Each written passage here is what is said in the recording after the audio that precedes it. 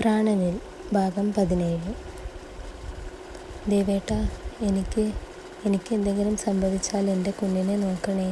അവസാനമായി ICUവിലേക്ക് കയറ്റുമ്പോൾ വ്യാസിൻ്റെ കൈകൾ പിടിച്ചുകൊണ്ട് ഇടറിയ ശബ്ദത്തോടെ പ്രിയ പറഞ്ഞപ്പോഴും തിരിച്ചൊന്നും പറയാനാവാതെ തളർന്നിരിക്കുകയായിരുന്നു അവൻ. പ്രിയയുടെ കൂടെ വന്നവർ ആരാണ്? കുറച്ചു നേരത്തെ നിശബ്ദതയ്ക്ക് ശേഷം ഡോർ തുറന്ന് പുറത്തേക്ക് വന്ന നേഴ്സ് ചോദിച്ചപ്പോൾ വ്യാസ് അവൾക്കരികിലേക്ക് ഓടിച്ചെന്നു. അപ്പോഴാണ് അവരുടെ കയ്യിൽ ഒരു വെള്ള ടർക്കിയിൽ പൊതിഞ്ഞ ഒരു കുഞ്ഞു മാലാഖയെ കണ്ടത്. വിറയ്ക്കുന്ന കൈകളുടെ വ്യാസ് കുഞ്ഞിനെ വാങ്ങി അവൻ്റെ നെഞ്ചോട് ചേർത്തു. പക്ഷേ ആ കുഞ്ഞിനെ കൊടുക്കുമ്പോൾ ആ നേഴ്സിൻ്റെ മുഖത്ത് ദുഃഖം മാത്രമായിരുന്നു. പെൺകുഞ്ഞാണ്, പക്ഷേ ഓവർ ബ്ലീഡിങ് കാരണം ഞങ്ങൾക്ക് പ്രിയയെ രക്ഷിക്കാനായില്ല. നോ! അവരിൽ നിന്ന് കേട്ട വാക്കുകൾ വ്യാസിനെ മുഴുവനായും തളർത്തിയിരുന്നു. ഇടർച്ചയോടെ പിറകിലെ ചുമരിലേക്ക് അവൻ ചായുമ്പോഴും ആ കുരുന്നിൻ്റെ കുഞ്ഞിളം കൈകൾ അവൻ്റെ കൈകളെ മുറുകെ പിടിച്ചിരുന്നു. പിന്നീടെല്ലാം പെട്ടെന്നായിരുന്നു. പ്രിയയുടെ മൃതദേഹം അവരുടെ വീടിന് മുന്നിൽ തന്നെ അടക്കാമെന്ന തീരുമാനത്തിലെത്തി. പ്രണവിൻ്റെ വീടിന് മുന്നിലെത്തിയപ്പോൾ അവൻ അവിടെ ഉണ്ടായിരുന്നു. താടിയും മുടിയുമൊക്കെ വളർന്നു വന്ന് വല്ലാത്തൊരു ഭാവത്തിൽ ചുവന്ന കണ്ണുകളോടെയുള്ള അവൻ്റെ നോട്ടം മുഴുവനും പ്രിയയുടെ ശരീരത്തിന് മേലെയായിരുന്നു.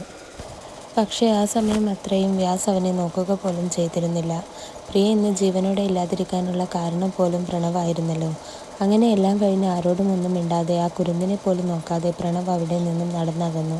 പിന്നെ എപ്പോഴും അറിയുന്നത് അവൻ്റെ മരണമായിരുന്നു. ട്രെയിനിന് മുന്നിലേക്ക് ചാടുകയായിരുന്നു എന്നാണ് കണ്ടുനിന്നവർ ഒക്കെ പറഞ്ഞത്.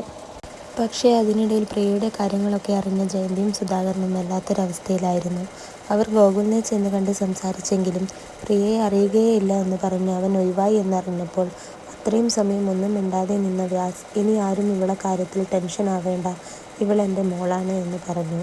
അങ്ങനെ അവൾ അവിടെ തന്നെ വാഴുന്നു. അമരാവതിയിലെ വ്യാസ്ദേവിൻ്റെ മകൾ മീനാക്ഷി വ്യാസ്ദേവായി. എല്ലാം പറഞ്ഞു കഴിഞ്ഞ് വ്യാസ് അവളുടെ വയറിൽ നിന്ന് മുഖമുയർത്തി പാറുവിനെ നോക്കി. കണ്ണുകൾ നിറഞ്ഞൊഴുകുന്നുണ്ടെങ്കിലും വേറൊരു ചലനവും അവളിലില്ല. മുഖത്തെ ഭാവം എന്താണെന്ന് പോലും അവന് മനസ്സിലാവുന്നുണ്ടായിരുന്നില്ല. ശ്രീ! തെല്ലൊരു നിശബ്ദതയ്ക്ക് ശേഷം അവളുടെ മടിയിൽ നിന്നും എഴുന്നേറ്റ് കൊണ്ടവൻ വിളിച്ചപ്പോൾ അവനെ ഒന്ന് നോക്കിക്കൊണ്ടവൾ വേഗം എഴുന്നേറ്റ് റൂമിലേക്ക് ഓടി. അവിടെ ബെഡിൽ ഒന്നും അറിയാതെ നിഷ്കളങ്കമായി ഉറങ്ങുന്ന മീനുമോളെ വാരിയെടുത്ത് നെഞ്ചോട് ചേർത്ത് കൊണ്ടവൾ ആ കുരുന്നിൻ്റെ മുഖത്താകമാനം ചുംബനം കൊണ്ട് മൂടാൻ തുടങ്ങി. അവളുടെ ആ പ്രവൃത്തിയിൽ മീനൂട്ടി ചിണുങ്ങിക്കൊണ്ട് അമ്മേ എന്ന് വിളിച്ച് അവളുടെ മാറോട് ഒട്ടിച്ചേർന്നു. അമ്മ തന്നെയാണ്, എൻ്റെ മോളുടെ അമ്മ. നീ എൻ്റെ മോളാണ്, എൻ്റെ മാത്രം. ഒരിക്കലും എനിക്ക് നിന്നോടുള്ള സ്നേഹവും വാത്സല്യവും തീരില്ല മീനുമോളെ. ഈശ്വര, എൻ്റെ കുഞ്ഞിന് സ്വന്തം അമ്മയുടെയോ അച്ഛൻ്റെയോ സ്നേഹം പോലും കിട്ടാതെ ആയല്ലോ ദൈവമേ. പക്ഷെ എൻ്റെ മോൾ പേടിക്കേണ്ട. ജന്മം കൊണ്ടല്ലെങ്കിലും കർമ്മം കൊണ്ട് ഞാനും വിച്ചേട്ടനും എന്നും മോളുടെ അച്ഛനും അമ്മയും ആയിരിക്കും. മോളെ ചേർത്ത് പിടിച്ചുകൊണ്ട് പാറു മനസ്സിൽ പറഞ്ഞു. ശേഷം മോളെ പതിയെ ബെഡിലേക്ക് കിടത്തി മോൾക്കൊപ്പം അവളെ നെഞ്ചിലേക്ക് ചേർത്ത് പിടിച്ച് കിടന്നു. ഡോറിനരികിൽ നിന്ന് അത് കണ്ട വ്യാസ് ഒന്ന് പുഞ്ചിരിച്ചുകൊണ്ട് ഇടറിയ കാലുകളോടെ നേരെ സോഫയിൽ പോയി കിടന്നു. പിറ്റേന്ന് നേരം വെളുത്തപ്പോൾ വല്ലാത്തൊരു തലവേദനയോടെയാണ് വ്യാസ് എഴുന്നേറ്റത്. അപ്പോഴാണ് അവന് താൻ സോഫയിലാണെന്ന് മനസ്സിലായത്.